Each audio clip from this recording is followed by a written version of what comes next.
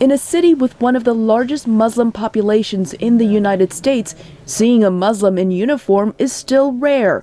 But Sharif Morsi is a Muslim and a deputy sheriff in Los Angeles. Culturally, as kids are young, they're, asked by their parents, are you going to be a doctor, engineer, lawyer, or businessman?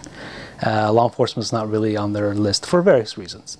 Jihad Turk of the Islamic Center of Southern California says Muslim immigrants in the U.S. often have a negative perception about law enforcement. A lot of people who are Muslims in the United States come from other countries that are oftentimes run by dictators, and the police is just an extension of an oppressive regime.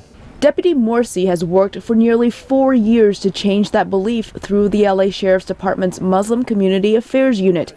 The unit is the first of its kind in the country and aims to build trust through education and personal relationships. There's certain Islamic centers when we would go in uniform, people would avoid me like the plague. They would look at me from far away, try to avoid eye contact. They know I'm a Muslim, but still I have the uniform on. To them, that was a sign of authority, a sign of mistrust, a sign of corruption, back again from their experiences.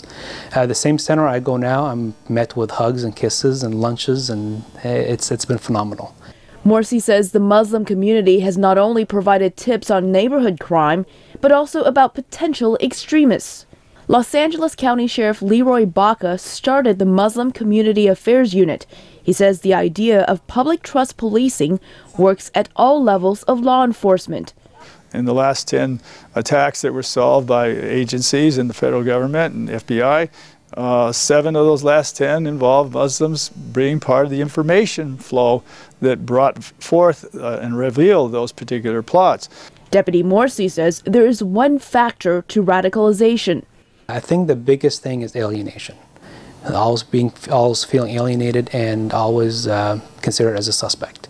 I think that's one of the major facts that plays in a radical's mind. Jihad Turk says anti-Muslim sentiment in the U.S. helps to create a breeding ground for extremism.